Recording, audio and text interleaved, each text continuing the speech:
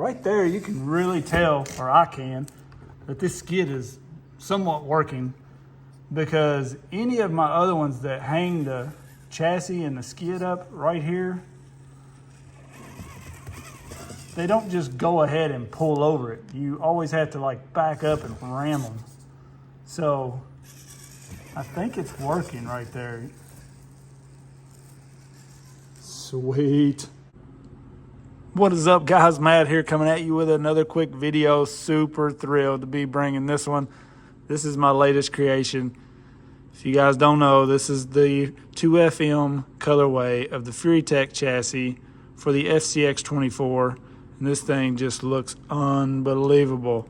So we're going to talk a little bit about this build and what I've got going on here. I just wanted to show you guys real quick. So I built this entire thing, and I like to just kind of build them, get done with them, see where I'm at on my weight distribution. And, you know, we can tweak things with some wheel weights or, you know, take off a brass cover, add a brass cover, whatever. But I just wanted to show you, I just put this on here, I promise you, first time today, or first time since building it.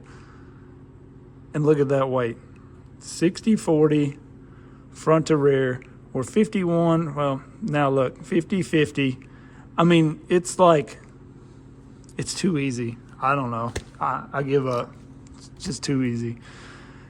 We're actually setting about 51-49, it says, and that's, you know, once we add our battery, we should be just dang near dead up. So look at that, 60-40, 50-50. It don't get any easier, any better. That's just how it goes. All right, I don't always get that lucky, so I had to show that off. This build, everything about it has just been unbelievable. It's just went so well. Honestly, I mean, it took some time and some thinking. Look, I've got to get one of the wireless one of these. This is crazy. They didn't have those when I bought that. Now I just hate to spend another $100 or whatever when I have that one. So anyways, so I took everything on this and completely changed it up. I mean, this thing is 100% custom.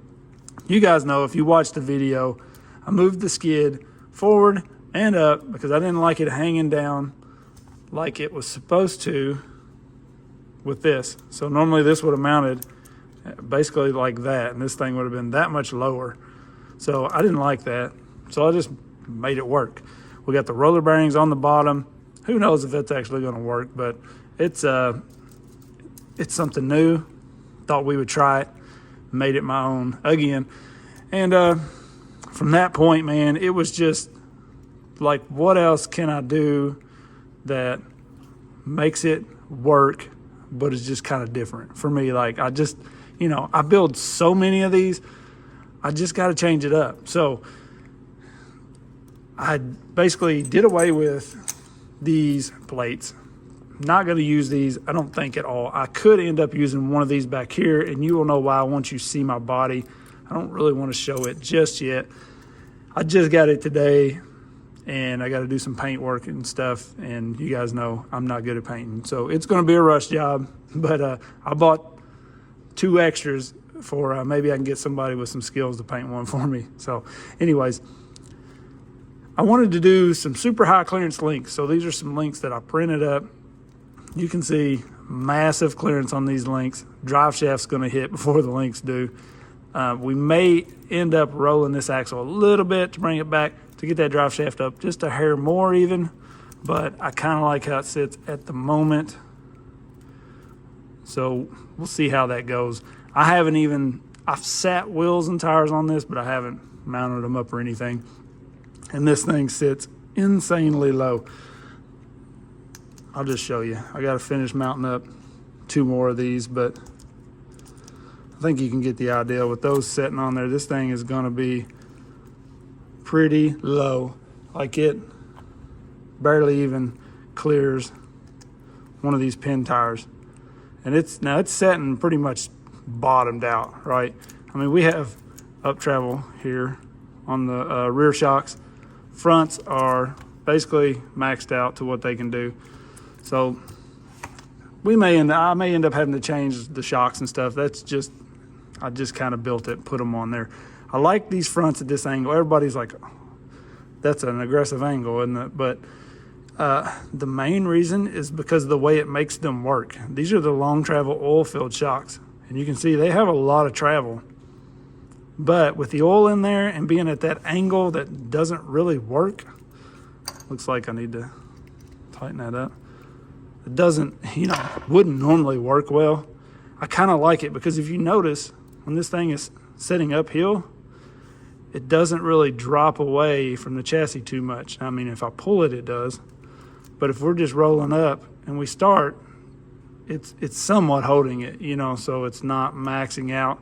So I feel like that's going to keep the chassis down a little bit. And with the travel this thing has, like, it's down a lot. The front is a little less than the rear because you can see, but we've got so much crammed in here. We had to make room for the shift servo and all that. The rear, the frame rails go all the way down to the axle. That's nuts. And like I said, that's shocks. You got to run one, you know, to figure out exactly what you want on that. But so let's talk about shocks. In the rear, I've got the Endura double barrels. These are probably the smoothest double barrels I have taken out of a pack and used. That's just being 100% honest. You know, you guys know, like, most of them. And look, we're not even bottoming these shocks out. So I may move them back a little bit because, I mean, we will when we're twisting, right? And this thing's got a little twist to it. It'll flex. But these are some super smooth double barrels. Every other set I've ever had, you had to sand them, you had to SOS pad them, you had to do something like to get them to move. And these are really smooth. They're not moving now because they're not even bottoming out, but they are really smooth. And then the front, I did the long travel, hot racing, oil filled. You can see when I lift that dude, see that? It's not, and then it travels. So it will do it when it needs it with the wheel weight, and it needs to flex, it'll flex. But just a straight incline, most of the time, you know, you're starting in and you're like this and it's going to stay there in theory. So we'll see. All right. But we got the Furitek Komodo slapped up in here with their transmission. This does still just have the plastic gears in it. This is basically a stock transmission. The Komodo from the Kyosho 4x4, I do believe, because it has a longer shaft on it. You can see they have an adapter plate here that adapts it to fit, and then so it needed that longer shaft. And it runs really smooth. I haven't drove it, but just giving it throttle, it feels smooth. Of course, we know I got a Lizard Pro tucked up inside here with the Bluetooth. It's all in there. I leave my Bluetooth in mine most of the time, so when I want to adjust something, I don't have to dig it out and plug it in, you know. I'm going to change up one of these magnet mounts. So what I'm doing is gluing a magnet in the bottom, because the way these are made, you're just like this, and then you'll glue this magnet to your body, and then it sits like this, so we're a little bit higher, right? Just trying to keep everything a little bit lower. So what I did was I glued the magnet in the bottom. I'm not even gonna be able to get that one off now, of course. I glued the magnet in the bottom, and then this one will be attached to the body. It actually comes out. So we'll glue that to the body. So instead of raising that, basically this much, but every little bit drops that thing down. So by the time you add a little glue to that, it sits, you know, even higher. So I just thought that was a good way to do it. You put that magnet in there, glue it in place, and then this magnet will be attached to the body, if you get what I'm saying.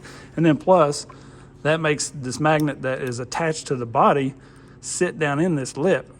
So you know how we get the magnets that shift left to right when you're driving and you hit something, these magnets that are mounted up, you know, on top of each other, they'll slide like this, so your body will move.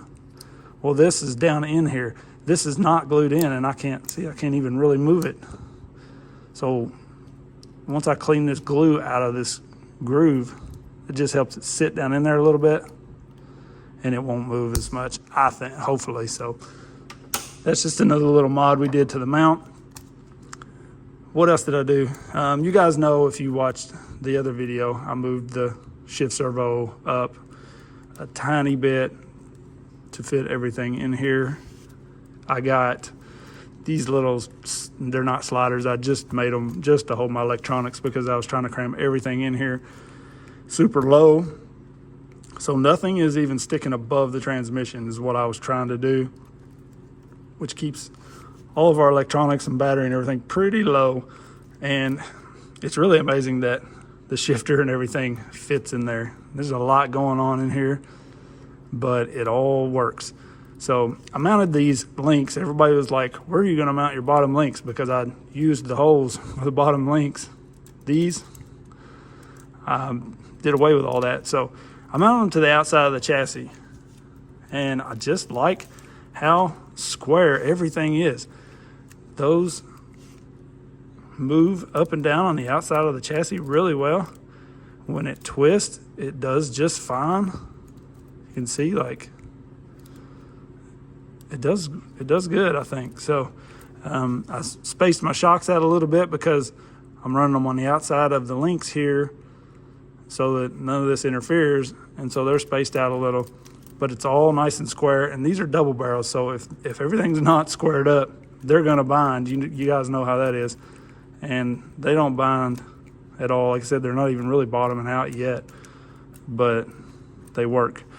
So I was really pleased with how that all turned out and all worked. I used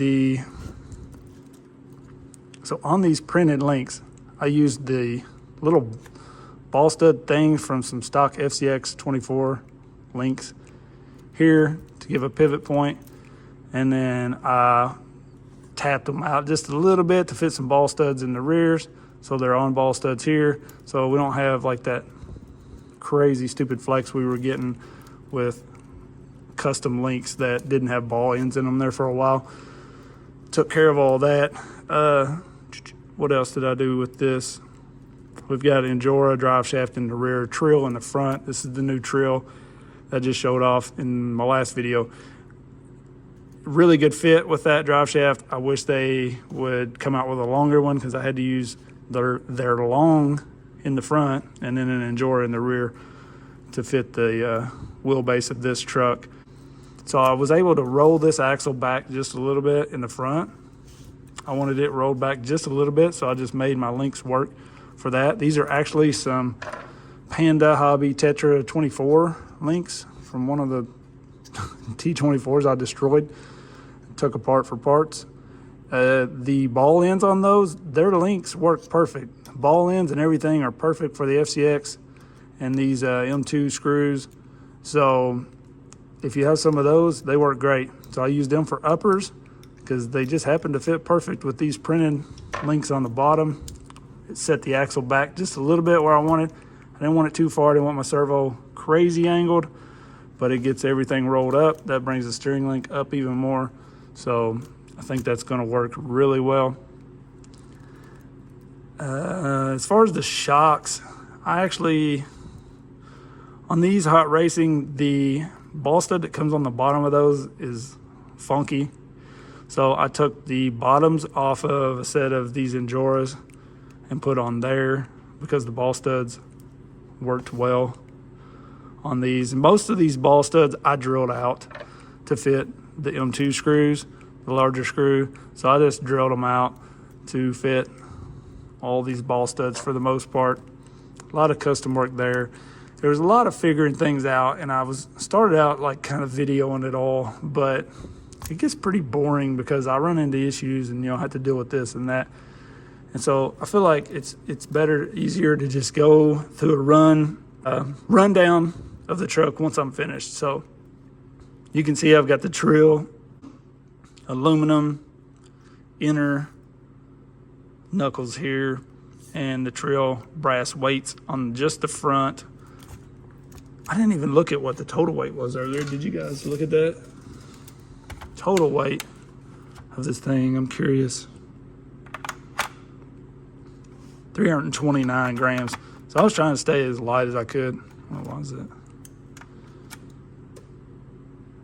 339 is what it says there. So I was trying to stay fairly light, like not a crazy lightweight rig. Obviously I did a brass skid and brass up here, but we got 3 servos in this thing. For one, you know, we got a shift servo, and for the shift servo, I use just the stock FCX24 servo because I have 50 of those things around here, and they're useless basically. So I used it for the shift servo, and it works great. I made my own little arm here. Still got to put that screw in, but I made just took an arm, cut it down as small as I could so it would clear everything in here, and it shifts just fine. Don't take much to shift these, so I figured that servo would be perfect. And I got to flip these screws here. I haven't did the back yet to the inside, so our steering link doesn't hit it. See that? We hit right there, so that's a steering mod. If you haven't watched my steering mod video, there's a freebie. So that limits your steering just a, you know, millimeter or so probably, but every little bit counts. So I got to flip those to the back. You can see up front here, I've already done it. I got them flipped from here to the back, so we don't hit that now. We go all the way and bottom out. So I used the 14 tooth metal gears up front, 12 tooth in the rear. You know, you guys know the FMS kind of messed up and was sending out 12 tooth metal gears there for a while. So I'm going to try to get some overdrive out of that since I had those gears here. Neither one of these axles, these were just straight out of the pack I bought. Neither one of these had metal gears in them to start with, so I had to put the metal gears in. And so I figured we'd play around with that. So hopefully we have a little overdrive in the front. And that's basically it. Like, I have a really good idea for a body. Just got to paint it up. It just came today, so we're going to do that. And we've got the roller bearing, the RBSL steering link here from 3Flow9. I honestly just put it on there because it kind of goes with the theme of the roller bearings. So figured why not. Hopefully this axle, being the angle it is with this drive shaft, is not too bad. I can't, you know, some people have had these axles that they're able to take this screw out that I was talking about a minute ago and just roll that a little. All of mine have had the notch on them, and I don't really want to cut the notch off, so I've just left them like they were and just rolled the entire axle a little bit. So hopefully that'll work. If not, we can take care of that, but I think we'll be all right. What else? I just did a 3D printed link in the back here, thanks to my man Derek. For that file, I printed that up and just kind of kept the weight down on the rear with that, using the stock link up here. That thing, you know, see, look, that it's not really going to give, so I think we'll be good on it. Other than that, I think that's pretty much the build, guys. So let's I'll fire it up so you can kind of see. I got everything on my GT5. I do need to reverse my throttle. Now we should be, yeah, now we're working right. Shifter's right here.